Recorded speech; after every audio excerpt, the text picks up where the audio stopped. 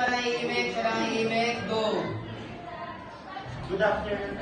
Good morning, everyone. My name is Nathaniel Aysanten. Now we will discuss about the Liberation Day of Lipa. Liberation Day of Lipa is converted on the date of August 31, 1947. Pakitandaan ko, 47 yung mismong Liberation Day. And yung 48 lang ang first anniversary. Baka kasi mamaya malito kayo kung makasama niya sa quiz is masagot yung 48. And siya, kulang ang information sa libro kasi bago yung Liberation Day, wala pa yung mga unang history. Kaya naman, diretso agad tayo sa Calle Real. Calle Real is also known as CM Recto Avenue today. Diyan yun sa kahabaan ng monumento hanggang katedral.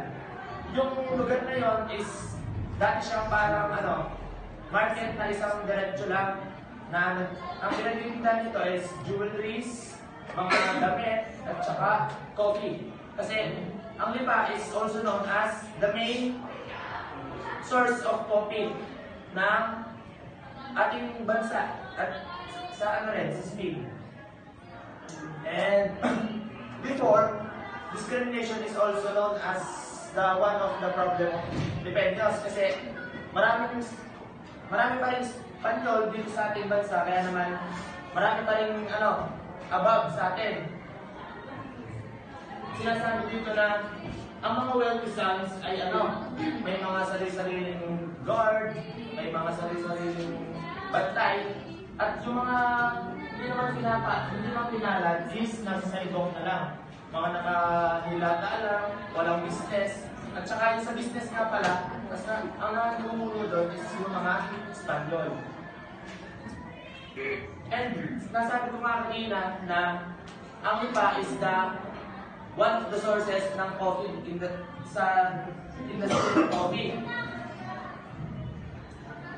At kaya naman, binasalan tayo ng Queen ng Spain na si Maria Cristina. Pakitandaan po yung word na Maria Cristina.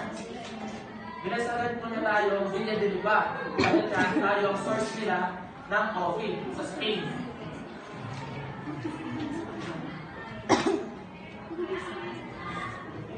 And after that, lahat naman ng business ay merong ups and down. At dahil dumating tayo sa point na ang coffee industry sa Lipa is medyo bumaba kasi nauso yung mga sakit ng mga kape. Yung isang example doon is yung berry na para siyang cancer, pero sa kape na tama. Kaya yung mga kape na puro ng kape dito is nawala. Sabi dito, over the years, coffee industry was the main source of income of the Filipinos, but eventually, coffee industry has experienced a slowdown production and market in the 19th century. But over the years, Lipa stood still victorious in preservation of written history. We are once the richest city, striving hard and proclaiming the virtue of hard work through coffee production. And also nga pala, pakitandaan po yung date na kung kailan tayo binansagan ng Queen of Spain na Villa de Lipa. It is the date of October 21, 1887. Baka kasi makasama sa quiz, yun ang natandaan nyo. October 21, 1887. Yun ang date na binansagan tayo ng Queen of Spain ng Villa de Lipa. Kasi nga tayo ang main source of coffee. And doon lang tayo po sa Liberation Day of Lipa kasi kulang na information sa libro na ginamit namin last year at ginamit din namin ulit ngayon, pero wala talaga nalabas na history before, kaya puro after na lang yung susunod na topic na settlement of Lipa, first settlement of Lipa. That's all, thank you.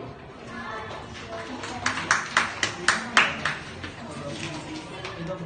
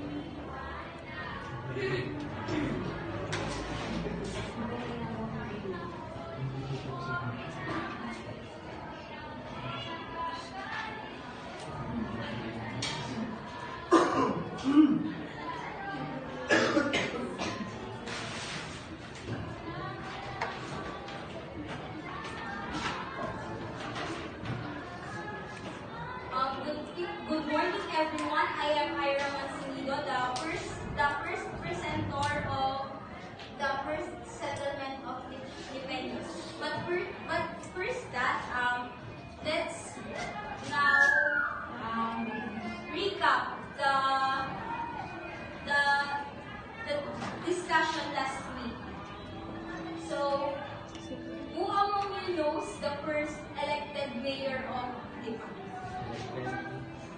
First elected. Mayor Esteban. Yes, ma'am. Yes,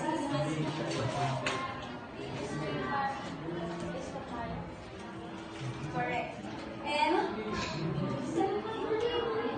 Hindi siya elected. elected? Siya ay appointed. Appointed. Ang appointed ay si ano? Ang first elected mayor is mag-awat kayo dyan. Miguel Kaylina. Ang first elected. And there's So, a mistake. who is the first woman of the first woman mayor in the country? Me. Hernandez. Mayor Gemma Santos Martin. Correct. So, let's now proceed to the formal discussion of the first settlement of Lipeños. So, when the Spaniards came along the river, the Taal Lake, Spaniards arrived in Batangas in 1570. Take note of the year. So, the Malay settlers they settled along the southern shore of Taal Lake in Tagbakin.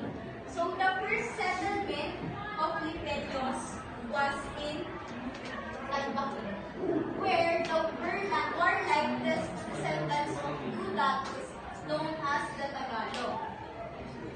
So, ang dalawang datus na known as the Tagalog is na naglayag sila at bumaba sila sa Taal Lake, which is ang Tagbakin na tinatawag. So, ang mga Malay settlers ang naglayag noong 1570s. So, noong in 1600s or in 1605 years, after Marshal Gabriel de Vera received the encomienda. Encomienda means